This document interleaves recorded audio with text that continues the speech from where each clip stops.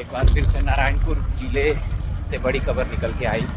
इस बड़ी खबर में सुरक्षा बलों को महीने के तीसरी बार एक बड़ी सफलता मिली है। इस पूरे मुठभेड़ में बात की जाए तो 10 माओवादियों को मार गिराने में सफल।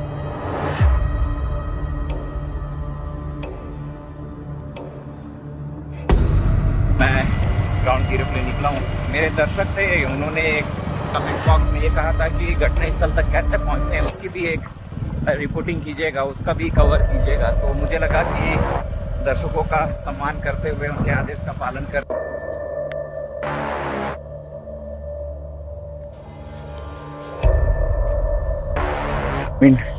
चल पड़े हैं, निकल पड़े हैं। सबका समय अलग है। पूछने लगा मैं कि कितना समय लग सकता है वहाँ तक पहुँचने के लिए, तो किसी ने कहा शायद 3 बज जाएगा, 4 बज जाएगा। किसी ने कहा कि शायद आज वापसी नहीं हो पाएगी, लेट होगा। बता देते हैं। तो जंगल में मुझे धुआं मिला तो मुझे लगा कि आग तो कहीं लगी है, और आग लगने का कारण अरे देखिए तस्वीरें देखिए, पूरी तरीके से जल करके खाक हो चुकी है। ये है बुलडोजर। जो जानकारी मिली थी कल खबरों में, हालांकि कि तस्वीरें इस पर दिखाने की कोशिश कीजिएगा। तो देखिए ज़्यादा उधर छाँव है क्योंकि सनलाइट पड़ेगा तो शायद इस पर दिखेगा। ये देखिए ये पूरा ब्लड है, आप शायद देख। ये जो इलाका है पहाड़ी और सघन वाला इलाका है, माओवादी प्रभाव वाला इलाका है। देखिए यहाँ पर बुलेट दिख गया, पूरा ये देखिए तस्वीरें देखिए,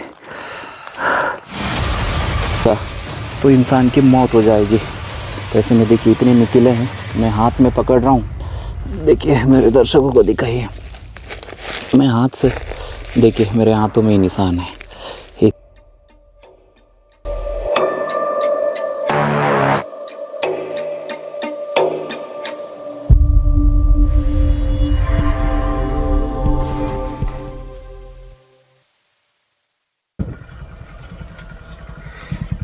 एक बार फिर से घटनास्थल के लिए हम निकल पड़े हैं। जैसा कि महीने के आखिरी दिन, यानी कि आज कौन सा तारीख है? 30 था, कल 30 तारीख था ना। 30 तारीख जो कि दिन मंगलवार, और एक बार फिर से नारायणपुर जिले से बड़ी खबर निकल के आई। इस बड़ी खबर में सुरक्षा बलों को महीने के तीसरी बार एक बड़ी सफलता मिली है। इस पूरे मुठभेड़ में बात की जाए तो 10 माओवादियों को मार गिराने में सफलता मिली है। पूरा मामला नारायणपुर जिले के टेकामेटा जंगल का है, जहां पर नारायणपुर जिले से सुरक्षा बल निकले हुए थे। एंटी नक्सल ऑपरेशन के तहत एक ऑपरेशन लॉन्च किया गया था, और उसी रिपोर्टिंग के लिए एक बार फिर से मैं ग्राउंड जीरो पे निकला हूँ। मेरे दर्शक थे, उन्होंने कमेंट बॉक्स में ये कहा था कि घटनास्थल तक कैसे पहुँचते हैं उसकी भी एक रिपोर्टिंग कीजिएगा, उसका भी कवर कीजिएगा। तो मुझे लगा कि दर्शकों का सम्मान करते हुए, उनके आदेश का पालन करते हुए मैं वहाँ तक कैसे पहुँच रहा हूँ, पहुँच पाऊँगा या नहीं ये भी, क्योंकि क्या है पिछले बार अभी इंदूर जंगल, इंदूर का गांव है ना, इंदूर का गांव, महाराष्ट्र का ही है, महाराष्ट्र का।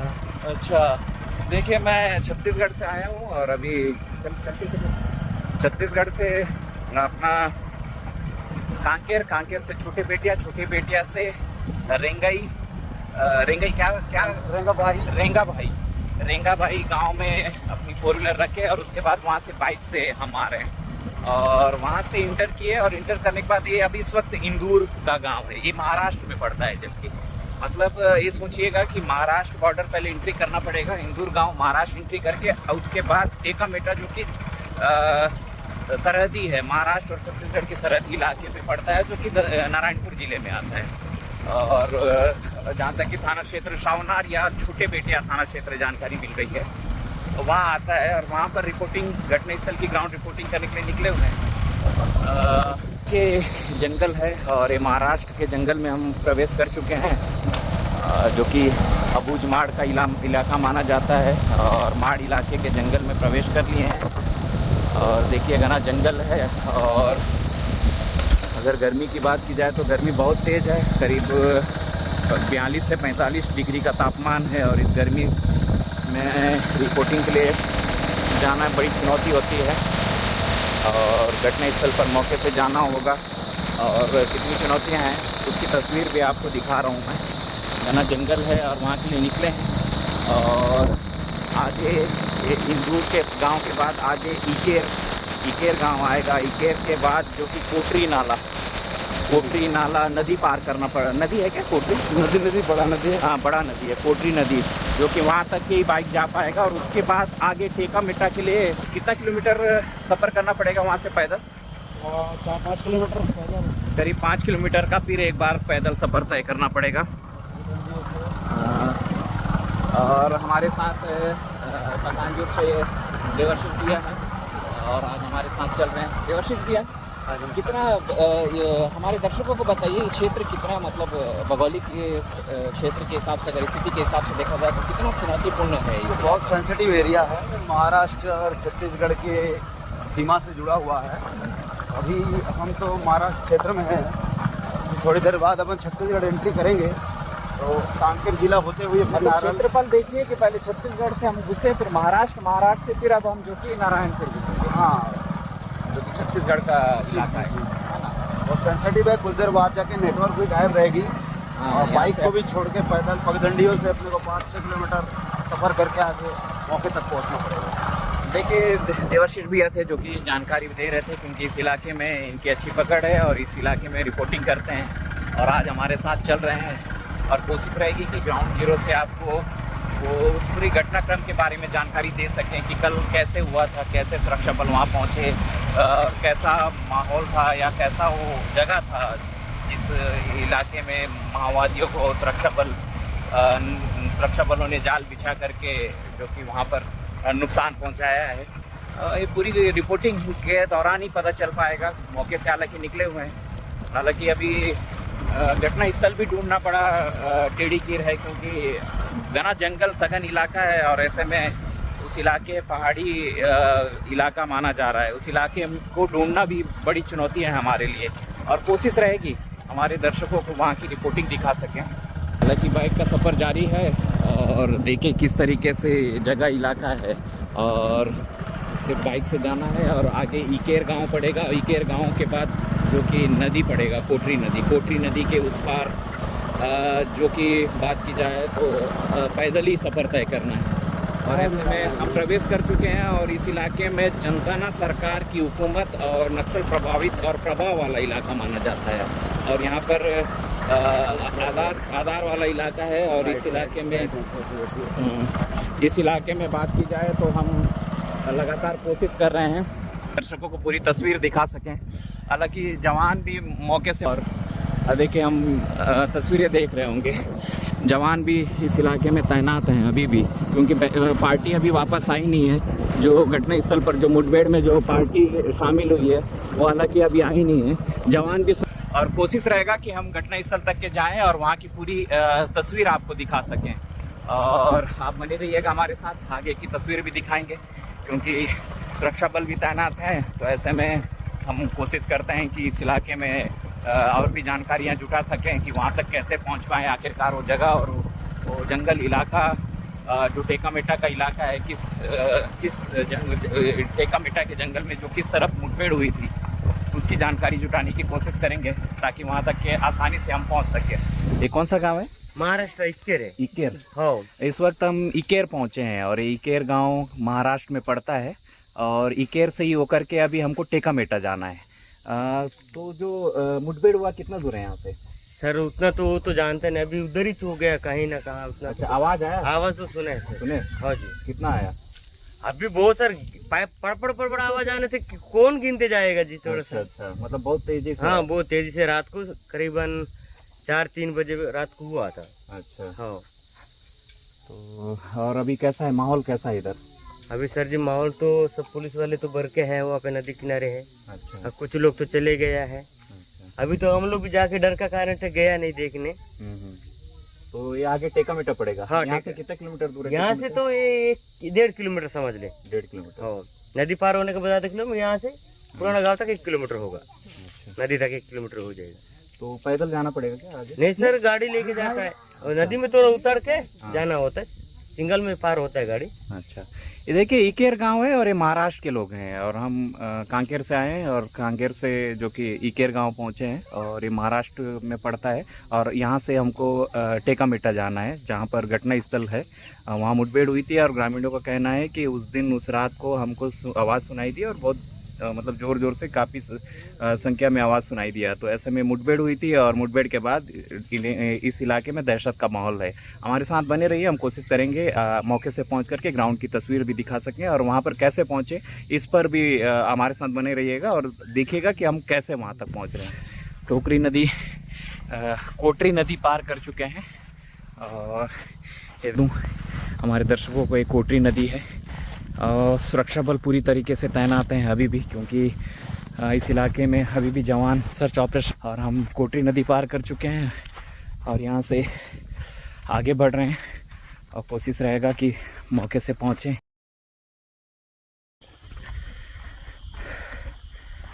हम अभी टेकामिट्टा गांव तो पहुँच गए हैं और गांव के बाद अब घटना स्थल ढूंढना बड़ी चुनौती है और ऐसे में कुछ गांव के ग्रामीण हैं उनकी मदद से कोशिश करेंगे कि, क्योंकि गांव के ग्रामीणों को भी जानकारी नहीं है। उनका कहना है कि कौन से इलाके में हुआ है, कहाँ हुआ है, बस आवाज़ सुनाई दिया, एग्ज़िट लोकेशन तो हमको भी नहीं पता।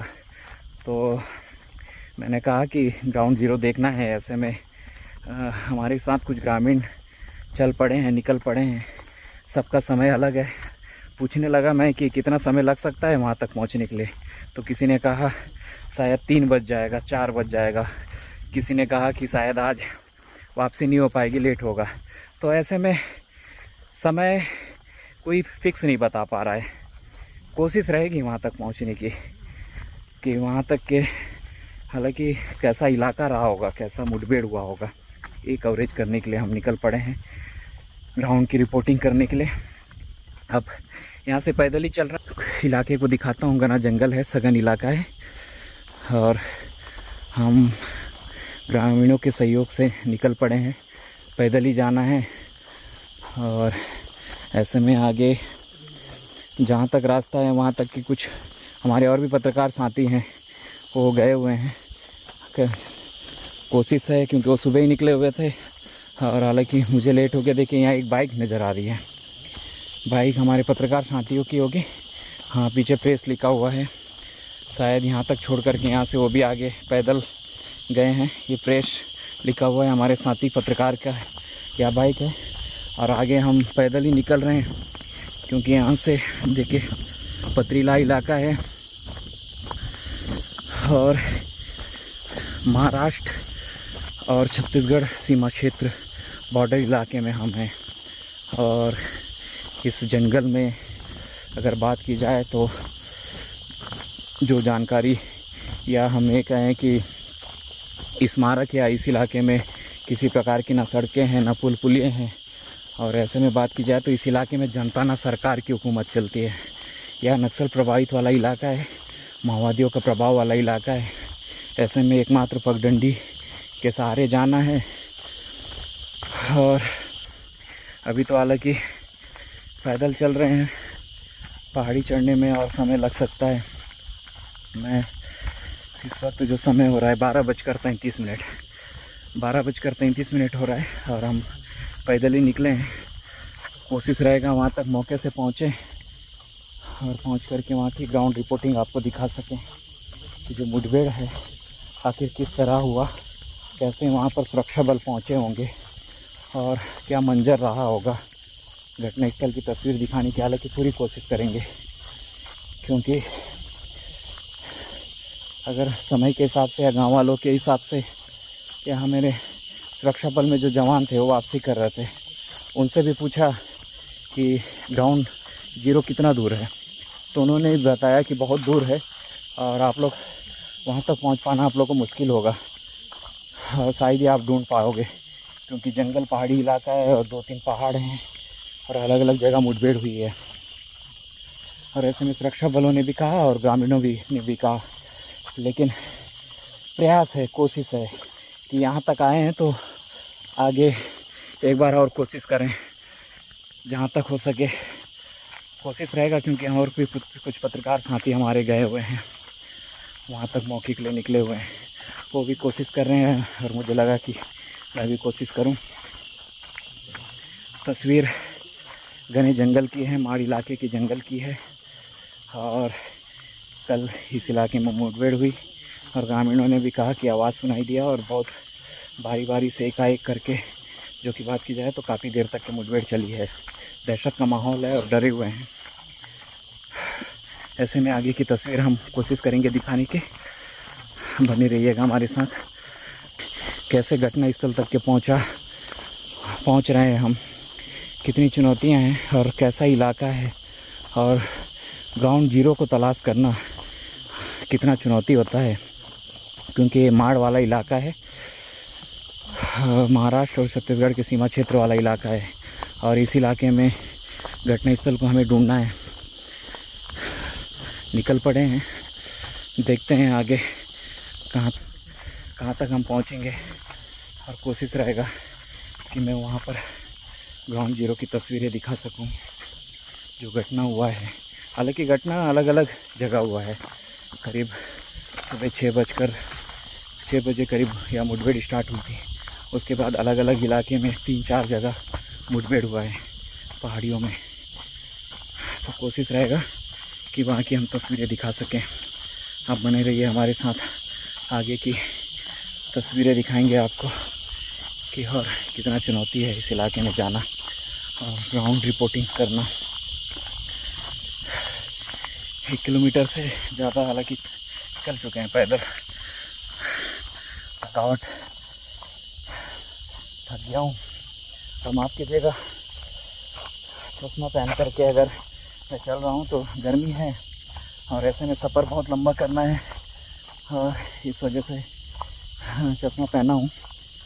तो हालांकि प्रोटोकॉल होते हैं, कुछ प्रोटोकॉल के तहत हमें भी पालन करना होता है, लेकिन गर्मी है, भीषण गर्मी है। 42 से 45 डिग्री तापमान, गर्मी है, धूप है। राहत मिले इसके लिए यह चश्मा है। आप बने रहिए हमारे साथ, देखते हैं, कोशिश करते हैं कि आगे की तस्वीर दिखा पाऊँ। अब तो ये जंगल है, भूलभुलैया जंगल है और इस जंगल में हमें कल हुए मुठभेड़ की ग्राउंड को ढूंढना है।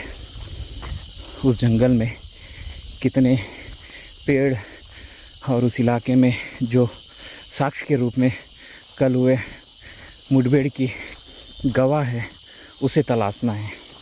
और यह सफ़र जारी है, बने रहिए हमारे साथ। 5 किलोमीटर से ज़्यादा का सफ़र हालांकि पैदल ही कर रहे हैं हम। प्यास लगी है और पानी ख़त्म हो चुका है। और ऐसे में बात की जाए तो गर्मी का समय है और गर्मी करीब 42 से चिलचिलाती धूप है और 42 से 45 डिग्री तापमान है और प्यास लगी है जोरों से। तो यहाँ पर एक नाला मिला और मुझे लगा कि प्यास से बढ़ कर के कुछ नहीं है। और हालांकि इससे पहले भी हम ऐसे जब भी बस्तर के जंगलों में रिपोर्टिंग के लिए जाते हैं तो अपनी प्यास ऐसे ही नालों में, नदियों का पानी में या ऐसे जहाँ छोटे छोटे जो गड्ढे होते हैं उसका पानी हम हालांकि पीते हैं। इस बार भी माड़ जंगल में पहुंचा हुआ था और प्यास लगी है तो अब इस नाले का पानी पी रहे हैं हम।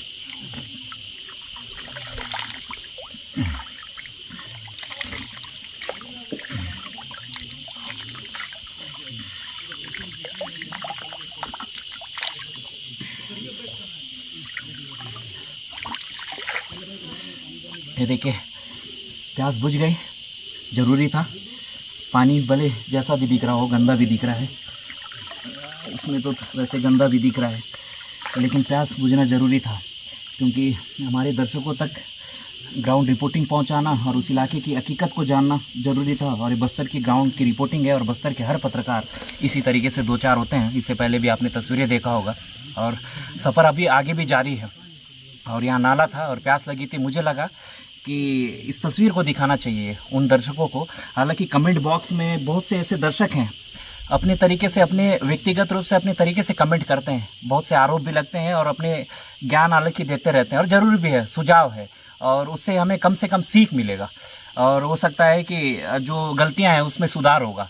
अगर आप कमेंट करते हैं तो मुझे लगा कि ये तस्वीरें भी ज़रूरी है, इसको भी देखना ज़रूरी है कि कैसे हालात, किन हालातों से बस्तर का जो पत्रकार है ग्राउंड जीरो की रिपोर्टिंग करता है, मौके से जाकर के आप तक के तस्वीरें पहुंचाता है। क्योंकि आप स्क्रीन से उस पार बैठे हुए तस्वीरें देख रहे हैं, लेकिन इस तस्वीरों को आप तक पहुँचाने के लिए जो बस्तर का हर पत्रकार किस तरीके से मेहनत करता है, ये भी देखना ज़रूरी था आपको। तो इसलिए मुझे लगा कि ये तस्वीरें दिखानी थी। और मैं नाले का पानी पी चुका हूँ और मेरी प्यास बुझ चुकी है, थोड़ा सा एनर्जी मिला और आगे का सफ़र जारी रहेगा। तो अब देखिए तस्वीरें, देखिए तस्वीरों में पानी देखिए गंदा भी है हालांकि, लेकिन चलेगा क्योंकि प्यास बुझाना ज़रूरी था। और भी हमारे सहयोगी हैं लगातार चल रहे हैं और बस आगे चलते हैं, आगे की तस्वीर दिखाएंगे और आप बने रहिएगा हमारे साथ। और अगर ये जो सफ़र के दौरान जो स्टोरी है, जो सफ़र है, ये अगर आपको अच्छा लगे तो कमेंट और साझा कीजिएगा। और कमेंट इसलिए करेंगे ताकि उत्साह बढ़ेगा और भी आगे हम इस तरीके की रोचक सफ़र को आपको दिखाते रहेंगे। देखिए जंगल में घुसे हुए हैं, यहाँ पर धुआं की लपटें हैं, वो दिखा मुझे, तो मुझे लगा कि शायद इधर कुछ होगा। तो इसलिए, क्योंकि क्या है, जवान अमूमन जो सामग्री मिलता है उसके बाद उसे ध्वस्त कर देते हैं या तो जला देते हैं। तो जंगल में मुझे धुआं मिला तो मुझे लगा कि आग तो कहीं लगी है। और आग लगने का कारण, अरे बाप रे, देखिए तस्वीरें देखिए, पूरी तरीके से जल करके खाक हो चुकी है। ये है बुलडोज़र। जो जानकारी मिली थी कल खबरों में हालांकि कि एक माओवादियों के पास से बुलडोज़र भी बरामद हुआ है। जो बंकर बनाने के लिए माओवादी इस तरीके से बुलडोज़र का इस्तेमाल करते हैं। क्योंकि इससे पहले एक तस्वीर निकल के आई थी माड़ इलाके से ही, ज़मीन के अंदर जो कि बंकर बनाए हुए थे और जो कि बंकर नुमा एक बहुत बड़ा क्षेत्रफल में बंकर बनाए हुए थे। उसी के लिए शायद माओवादी यूज़ करते रहे होंगे इस जेसीबी को। हो सकता है ये हम पूरी तरीके से तो कह तो नहीं पाएंगे कि ये माओवादियों का है या किसी तरीके से किराए पे लाया गया था होगा या किसका है, ये तो जांच का विषय है। लेकिन जो जानकारी मिली थी कि जो मुठभेड़ स्थल हुआ है, जो इस इलाके में हुआ है, एक जेसीबी बरामद हुआ है। जेसीबी जो कि बुलडोज़र जो कि बरामद हुआ है, उससे जवानों ने यहाँ पर जला दिया है। क्योंकि इस इलाके से जेसीबी को निकाल पाना बहुत ही चुनौती है। मुझे लगा शायद इस वजह से जवानों ने इस जेसीबी को जला दिया है, लाखों की सामान को इस तरीके से आग में खाक कर दिया है। और शायद इसे निकाल पाना मुश्किल रहा होगा इस वजह से, क्योंकि पैदल ही चले थे और यहाँ से जो 10 माओवादियों के शव हैं उसे भी ले जाना चुनौती था सुरक्षा बलों के लिए। सुरक्षा बलों को सुरक्षित रूप से यहाँ से निकलना ज़रूरी था। और आग की लपटें अभी भी लगी है, धुआं, मुझे लगा कि धुआं देखा तो मैं मौके से पहुँचूँ कि आखिरकार कुछ तो होगा। तो ये जेसीबी है, जेसीबी माओवादियों के पास से बरामद किया, ऐसी जानकारी सुरक्षा बलों ने दी है। और इस जेसीबी को सुरक्षा बलों ने पूरी तरीके से जलाकर खाक कर दिया है, पूरी तरीके से यह जलकर खाक हो चुका है। और यह तस्वीर थी, रास्ते में जाते जाते मुझे दिखा तो मुझे लगा कि ये तस्वीर दिखानी ज़रूरी है। यह जेसीबी है और ये तो जांच का विषय है कि ये जेसीबी कहाँ से आई, कैसे आई माओवादियों के पास, ये तो जांच का विषय है कि आखिरकार ये जेसीबी। लेकिन इतना तय है कि माओवादी इस इलाके में बंकर बनाते रहे, बड़े गड्ढे ज़मीन के अंदर बंकर बनाते हुए तस्वीरें हमने देखा था। पहली बार इस इलाके में जब ऑफ हुआ था तो पहली तस्वीर निकल के आई थी कि माओवादियों का जो बंकर का खुलासा हुआ था कि ज़मीन के अंदर गड्ढे नुमा बंकर बनाए हुए हैं। तो हो सकता है माओवादी जेसीबी का इस्तेमाल करते आए होंगे और इस वजह से उनके पास रहा होगा, इसे बरामद कर लिया गया। इस इलाके में जेसीबी रहा होगा। और जो तस्वीरें देखिए, जेसीबी पुराना लग भी रहा है, काफ़ी पुराना है और लंबे समय से इस इलाके में रहा होगा। सवाल है इस इलाके में जेसीबी आखिरकार कैसे पहुंचा होगा, क्योंकि हम तो पहाड़ी क्षेत्र से आए हुए हैं, पैदल ही सफ़र तय कर रहे हैं। जहां पर पैदल ही चलना मुश्किल है तो ऐसे में जेसीबी कैसे पहुंचा होगा, ये बड़ा सवाल है। तो ये तस्वीर थी कल मुठभेड़ के बाद बरामद हुआ था जेसीबी, और उसके बाद इस जेसीबी को सुरक्षा बलों ने जलाकर खाक कर दिया है।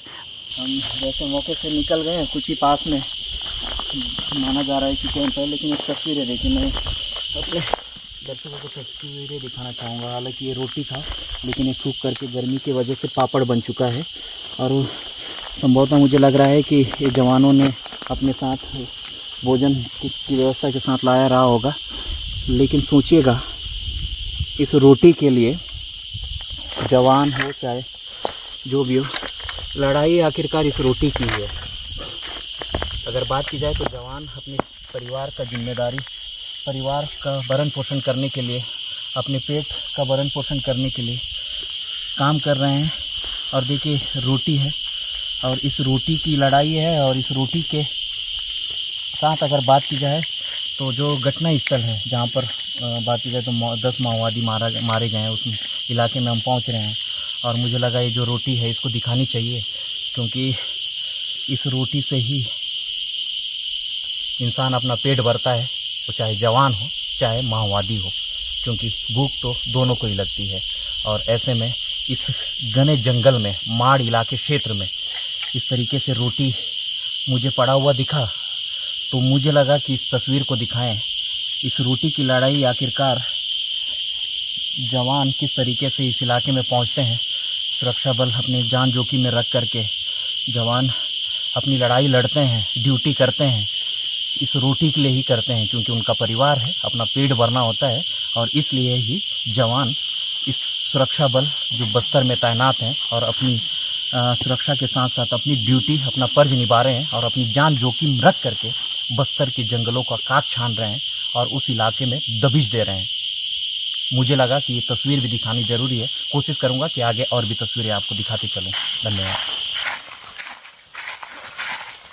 करीब 5 किलोमीटर के पैदल चलने के बाद आखिरकार हम उस जगह पर नज़दीक ही पहुंच गए हैं। जो जानकारी मिली है कि पास ही पहाड़ी क्षेत्र है, वहां पर नक्सलियों का जमावड़ा था, जो कैंप था, वहां पहुंच चुके हैं। लेकिन वहां तक पहुंचने के लिए हमें पैदल ही सफ़र तय करना पड़ा। यह पूरी सफ़र की कहानी थी। मुझे लगा, क्योंकि हमारे दर्शक थे, वो बता रहे थे कि सफ़र कैसा है और वहाँ तक पहुँचने की जो कहानी है उसे भी रिकॉर्ड कीजिए। तो मुझे लगा कि रिकॉर्ड करूं। और देखिए, मैं वहाँ घना सघन जंगल इलाका है और पास में ही पहाड़ी क्षेत्र है। और बस कुछ ही देर में अगर बात की जाए तो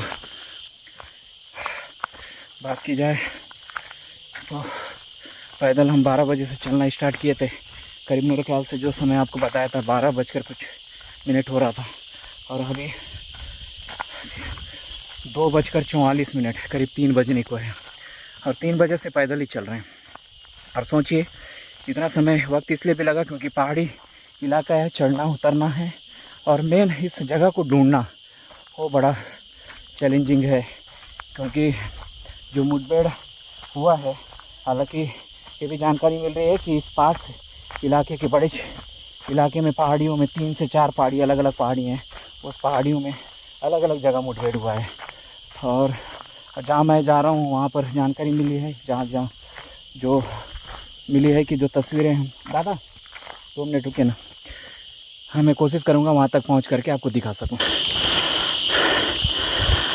आखिरकार लंबे संघर्ष के बाद इस पहाड़ी इलाके में आखिरकार हमने घटना स्थल ढूंढ लिया, ग्राउंड जीरो, जहाँ पर नक्सली मौजूद थे और ये जो डेरा है नक्सलियों का, और वहाँ पहुँचे हैं। और जहाँ कल बड़ी मुठभेड़ हुई थी, इस पूरे मुठभेड़ में करीब सुरक्षा बलों ने 3 महिला माओवादी समेत 10 माओवादियों को मारने का दावा किया है। हम उसी जगह पहुँच, जीरो की तस्वीर है, आप देखिए। यह माओवादियों का बनाया हुआ पानी एकत्रित करने के लिए, पानी जमा करने के लिए इस तरीके से जुगाड़ का या टंकी है। देखिए, आप स्क्रीन पर तस्वीर देख के समझ गए होंगे कि अंधेरा हो गया है। सुबह निकले थे और सुबह के बाद समय धीरे धीरे बढ़ता गया और एक के बाद एक ऐसे करके हम ग्राउंड जीरो दिखाते रहे। और अब वापसी हो रही है, शाम का करीब 7 बजने वाला है और अभी टेका मेटा गाँव से निकले हैं, पहाड़ी से उतर के अभी निकले हैं। तो सोचिए कि इस इलाके में पहुंच करके रिपोर्टिंग करना, ग्राउंड की तस्वीरें निकाल करके दिखाना कितनी चुनौती होती है। और देखिए, ये कोटरी नदी भी पहुंच गए हम। अब इस नदी को 7 बज गया और इस नदी को हमको क्रॉस करना है। तस्वीरें हम दिखा रहे हैं, वापसी हो रही है, रात हो चुका है। उधर के बाद तो कुछ भी दिखाई नहीं देगा, ऐसा लग रहा है। थके भी हैं और पूरी रिपोर्ट हालांकि कवर किए हुए हैं। आपको हमारी रिपोर्ट पर पता चल जाएगा कि कितनी तकलीफ के साथ वहाँ पर रिपोर्टिंग करने पहुँचे थे। ये रेत है पूरा, देखिए, शाम को 7 बज गया है और कोटरी नदी अभी क्रॉस कर रहे हैं हम। उतरना पड़ेगा। रुक जाइए दादा, मैं रुक जाता हूँ, क्योंकि जूता निकालना पड़ेगा।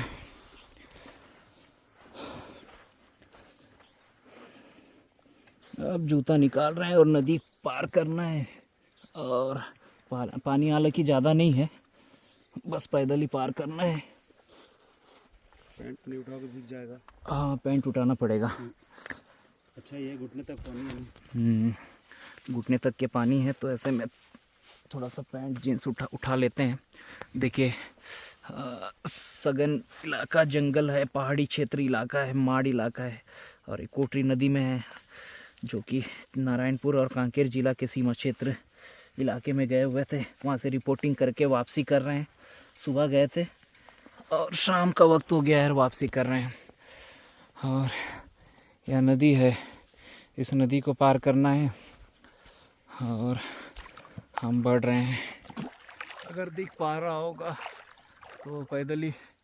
दादा थोड़ा लाइट जला दो, ताकि क्या है, क्योंकि हमारे एक दर्शक हैं, कुछ दर्शक ये बता रहे थे कि वहाँ तक पहुँच पाना कितना चुनौती। और देखिए, अंधेरा हो गया है और हम नदी पार कर रहे हैं। देखिए, यहाँ पानी है। माड़ इलाका माना जाता है और इस इलाके में सुरक्षा बल पहुँचे थे और कल मुठभेड़ हुआ था।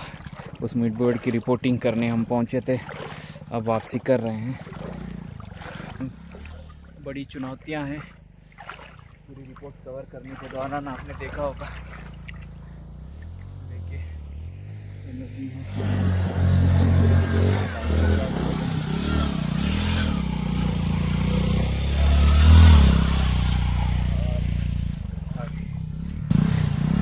रात का समय है और ऐसे में सांप बिच्छू वगैरह निकलने का भी डर रहता है। गर्मी का समय है, तो ऐसे में जो ज़मीन के अंदर रहते हैं सांप हो, बिच्छू हो, ये सब बाहर निकलते हैं, उसका भी डर है। बावजूद इसके बस्तर की और बस्तर के जो पत्रकार हैं इसी तरीके से रिपोर्टिंग करते हैं। अंधेरा हो गया है, शायद कुछ दिख नहीं रहा है। बस इस वीडियो को यहीं तक के समाप्त करना होगा। हालांकि नदी पार हो चुका हूँ और जल्दी ही जो कि आपको वहाँ की ग्राउंड रिपोर्टिंग दिखाऊंगा। आप बने रहिएगा बस्तर साइड। अगर आप बस्तर साइड में नए हैं, हमारे चैनल को ज़्यादा से ज़्यादा सब्सक्राइब कीजिए, शेयर कीजिए। और लगता है आपको कि बस्तर साइड वाकई में ग्राउंड ज़ीरो पर ज़मीनी हकीकत, ज़मीनी हालात पर बात कर रहा है, मेहनत कर रहा है, तो कमेंट भी कीजिएगा ताकि उत्साह बढ़ेगा। और भी हम तो कोशिश करेंगे और भी खबरों के साथ आपको अपडेट करेंगे। आज के लिए बस इतना ही। ये सफ़र था महाराष्ट्र और छत्तीसगढ़ के सीमा क्षेत्र पर, और ये पूरी मुठभेड़ की कहानी लेकर के लौटा हूँ और जल्दी पूरा जो वीडियो है वो अपलोड करूँगा। धन्यवाद।